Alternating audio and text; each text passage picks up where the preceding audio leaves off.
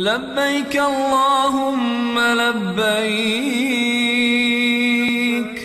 لبيك لا شريك لك لبيك.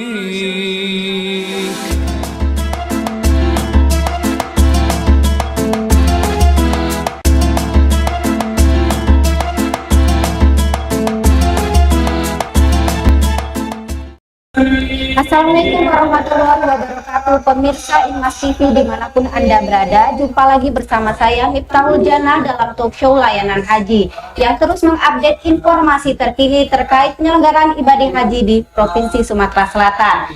Kali ini saya sudah menghadirkan narasumber di studio Inmas TV, yaitu Wakil Kabid Perbekalan Panitia Penyelenggara Ibadah Haji PPIH Embarkasi Palembang, Bapak Dr. H.M. Sunarto, Estos MSI. Beliau juga menjabat sebagai Kabak Agama Pemprov Sumsel. Dan kemudian ada juga, kita sapa dulu ini Pak Kabid, apa kabar ini? Alhamdulillah. Baik, Alhamdulillah Pak ya. Kita juga menghadirkan Hajah Ana Romhuri, SEMSI, itu selaku bidang perbekalan seksi living cost ya? Iya Mbak. Oke, seksi living cost, Mbak Ana ini di bagian seksi living cost. Oke Pak, saya ke Pak Sunarto dulu nih Pak. Terkait perbekalan itu, Bapak menjabat ya di PPIH ini sebagai wakil Kabid Perbekalan ya. Nah itu mencakup bidang apa saja sih Pak? Terima kasih. Assalamualaikum warahmatullahi wabarakatuh. Waalaikumsalam. Alhamdulillah. Terima kasih pada kesempatan berbagi ini kami diajak untuk menyampaikan informasi bahwa saya selaku wakil bidang perbekalan bahwa selama ini yang telah kami sampaikan pada seluruh calon jamaah haji asal Sumatera Selatan khususnya, dan hari ini sudah kloter yang ke-15 sudah masuk. Beberapa yang seksi perbekalan yang kami sampaikan kepada para jamaah, yang pertama adalah living cost, bahwa living cost setiap jamaah diberikan Rp3.030.000. Ini seluruh setiap jamaah jadi akan mendapatkan itu besaran living cost. Kemudian yang kedua itu adalah gelang, dan gelang ini diberikan sesuai dengan kloter masing-masing. Nah ini saya juga membawa contoh, ini gelang yang akan dibagikan. Ini bahannya dari titanium, ini pengrajinnya dari Jepara, tapi dibuatnya di asrama sini. Jadi satu hari sebelum pemberangkatan, ini gelang sudah siap untuk dibagikan. Jadi setelah kita cek, sehari sebelum harus siap berdasarkan kloter masing-masing. Nah, ini fungsi dari gelang ini sendiri apa ini Pak? Nah, fungsi gelang ini adalah sebagai identitas. Identitas yang untuk memudahkan para jamaah seandainya apabila di Mekah nanti mungkin ada yang salah atau tidak pulang. Pernah terjadi pada saat saya tahun 2026 dulu, itu sampai sehari malam tidak pulang. Tapi karena memakai gelang ini ditanya, saya ketahuan di sini ada identitas. Yang pertama, ini adalah tanda provinsi. Nah, di provinsi berasal dari mana jamaah itu.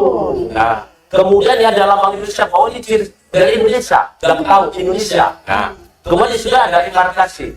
Kan di sini ada embarkasi Palembang PLN. Kemudian ada kloternya di sini ketahuan. Oh, kloternya 15. Jadi nanti akan ketahuan, akan diantarkan pada petugas, kan biasanya ini ditampung petugas haji ada di Mekah sana. Jadi nanti diantarkan maupun di Medina maupun di Mina dan sebagainya, ketahuan oh kloter 15, akan dicek kloter 15 di mana tempat maktabnya. Jadi ketahuan. Nanti di sini juga ada maktabnya. Nah itu sudah mudah. Ada maktabnya di sini, ketahuan oh maktabnya sana lebih mudah. Kemudian ada nomor paspornya nih. Nah ini paspor. Nah sehingga ketahuan memang itu asli jamaah haji dari Indonesia. Kemudian ada yang jelas ini dicantumkan nama yang bersangkutan. Inilah merupakan salah satu identitas bagi jamaah haji, makanya jangan sampai hilang. Dan alhamdulillah saya ini dari 2006 ini masih saya pakai ini. Nah ini silakan.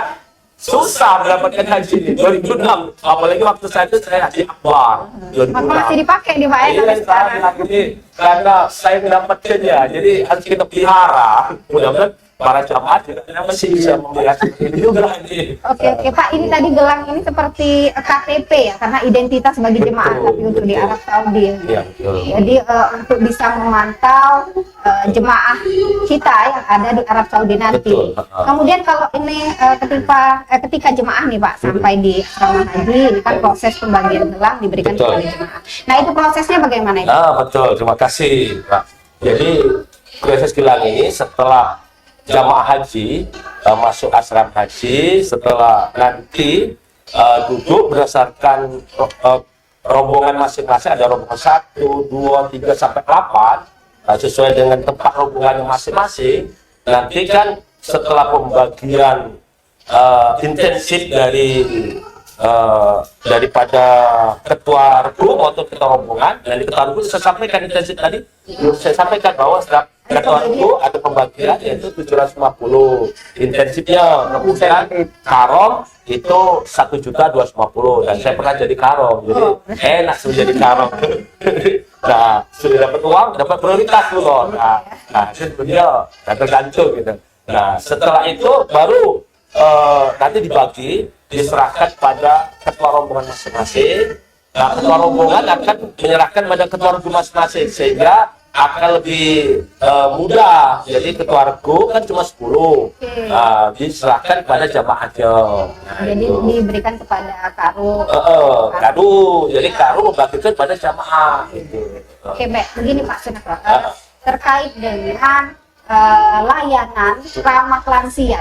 Ini kan kita mendahulukan jemaah-jemaah yang lansia. Betul. Ini bagian proses pemberian gelang ini kepada jemaah lansia ini seperti apa? Oh iya, jadi makanya tugas karu mencari. Kan sudah tahu jamaah dipisahkan ke bagian bagian lansia, kan sudah kita pisahkan yang 70 tahun ke atas sudah kita pisahkan. Jadi karu mengantar ke sana langsung. Mereka menyerahkan ke Iya, itu tugas karu, bagian dari karena dikasih intensif tadi adalah untuk melayani. Nah itu makanya dia juga mencari itu. Baik, saya ke Mbak Ana dulu nih terkait di bidang perbekalan ya, seksi living cost. Iya, Mbak. Living cost tadi disebutkan Pak Sunarto kisarannya 3 juta 30.000. 30.000. Nah, untuk mekanismenya juga ini Mbak, seperti apa diberikan kepada jemaah kita? Baik, Mbak. Jadi assalamualaikum warahmatullahi wabarakatuh. Kami dari seksi living cost. Biasanya kalau kita mau bagiin living cost itu, jamaah semuanya sudah masuk asrama, diterima duduk di asrama. Setelah mereka mengikuti proses, ada proses penjelasan dari kesehatan dan lain-lain, mereka mulailah dipanggil sesuai urutan.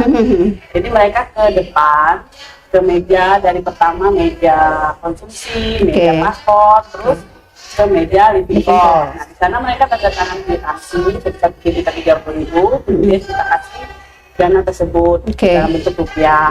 Kemudian mereka ke meja selanjutnya, yaitu meja kesehatan. Baru diperiksa. Selesai. Adapun buat jamaah yang lansia, mereka sudah dipisahin tuh. Kita mengejar bola, jadi kita sama sama tim datang ke jamaah-jamaah yang lansia dan atau untuk tersebut. Mereka setelah kita kasih, mereka tidak langsung ngantri lagi, terus mereka langsung kesehatan, dan kesehatan selesai, jadi bisa masuk kamar. Karena tetap kita mendahulukan jemaah lansia. Tapi yang lansia dulu yang didahulukan. Baik, saya kembali ke Pak Sunarto nih Pak, terkait gelang kemudian intensif karu-karom ya. Ini kalau boleh tahu gelang ini dari bahan apa, kemudian ini buat jemaah aman, bukan aman ya, maksudnya apa dia mudah hilang atau bisa kena air dia luntur, kemudian itu apakah seperti itu apa dia, karena jemaah ini kan kita lihat ada yang risih juga, jadi kan mereka jangan dilepas nih gelang, harus tetap dipakai kan, harus dibilang kepada jemaah seperti itu kan. Nah ini seperti apa ini? Betul, ini gelang ini yang saya sampaikan tadi berbahan dari titanium. Titanium kan awet, dan ini sebenarnya tidak mudah hilang karena ada kaitannya di sini dengan kantong. Sebenarnya ada plastik ini. Nah, terutama pada saat keberangkatan sampai kembali ke tanah air ini jangan dilepas. Ini ya kalau bisa selama Indonesia ya dipakai terus seperti saya ini kan. Itu kan bukan menunjukkan bahwa kita pernah haji, enggak. Saya dapatnya susah. Untuk berangkat haji itu kan harus antrinya 20 tahun. 20 tahun. Jadi susah dapatnya. Kalau kami dulu 12 tahun daftar bisa 2006 dulu. Sekarang kan antriannya 20 tahun untuk dapat. Jadi sangat sayang kalau saya ini atau disimpan untuk kenang-kenangan kan itu. Karena ini sangat baik ini kan. Nah ini kepada jemaah tadi Pak, bagaimana, apa mereka boleh sih melepas kali-kali atau mereka harus diupayakan jangan dilepas. Ini jangan dilepas, mandi pun tidak masalah ini kan. Jadi mandi, sholat ini kan tidak membatalkan, tidak mengharamkan, karena ini berbahan yang sudah istilahnya halal ini. Jadi titanium kan tidak tidak mengharamkan. Jadi ini sudah bahan baik. Jadi saya kira tetap dipakai lah. Nah, jadi takutnya kalau dilepas nanti hilang. Itu kalau mandi lupa kan, jangan posko kan. Ini banyak lansia kan. Saya kira insya Allah tidak. Dan kita sudah sampaikan pada sebelum jamaah begitu haji nyampe kan kita sampaikan bahwa gelang ini fungsinya untuk ini, sehingga jamaah akan tahu fungsi daripada gelang ini. Baik, Pak Sunarso nih, kalau ada tidak pesan jemaah nih, apa yang bisa disampaikan? Kemudian tapi sebelum ke closing statement dulu, ada hambatan nggak sejauh ini untuk memberi apa dalam sosialisasikan inilah kepada jemaah? Alhamdulillah ini jamaah tidak ada hambatan dan jamaah menerima dan senang, dan kita bantu memasangnya kita panitia yang sudah lansia kita bantu masangkannya kan banyak yang tidak bisa kita bantu kan, terutama kan ini agak sedikit keras sedikit, jadi panitia banyak membantu terutama pada lansia gitu. Dan ini yang pesannya pesannya pada seluruh jamaah terutama dari Sumatera Selatan berpesan bahwa haji tahun ini ada ramah lansia.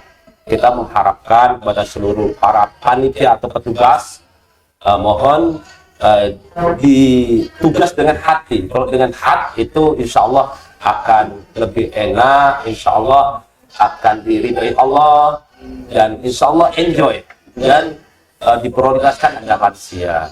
Dan jaga karena nama baik Indonesia dan Sumatera Selatan, karena selama ini terkenal Indonesia adalah ramah, jamaah Indonesia ramah, terkenal dari dulu.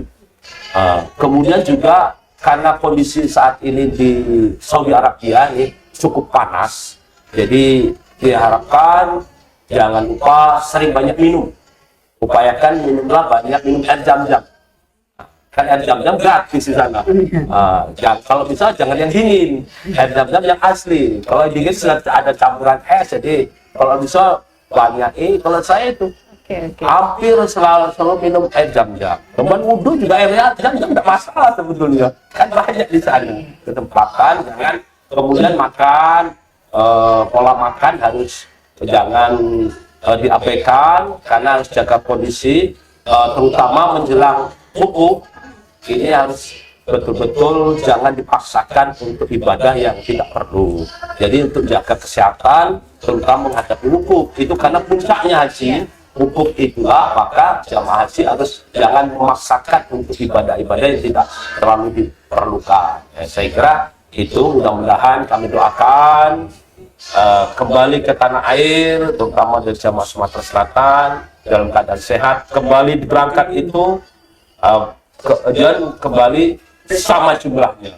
Tapi ada sudah meninggal, tapi itu sudah ketentuan Allah. Tapi kita doakan mudah-mudahan yang berangkat berapa kembali segitu juga, dan mendapat predikat haji yang mabrur dan mabrurah. Demikian dari saya. Oke, baik, terima kasih nih Pak Sunarso atas wejangan pesan untuk jamaah, juga untuk Mbak Ana, terima kasih nih kehadirannya. Semoga sukses ini. Amin. Untuk menyelenggarakan panitia ya. Amin. Dan komitmen kita bersama ini untuk memberikan pelayanan terbaik bagi jemaah haji khususnya di Provinsi Sumatera Selatan.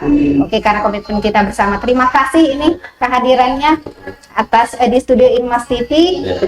Oke, saya Miftahul Jannah beserta seluruh kru tim Inmas TV yang bertugas mohon pamit. Jangan lupa tetap saksikan program kami lainnya hanya di Inmas TV, Jembatan Informasi Kemenak Sumsel. Wassalamualaikum warahmatullahi wabarakatuh. Waalaikumsalam warahmatullahi wabarakatuh. لبيك اللهم لبيك لبيك لا شريك لك لبيك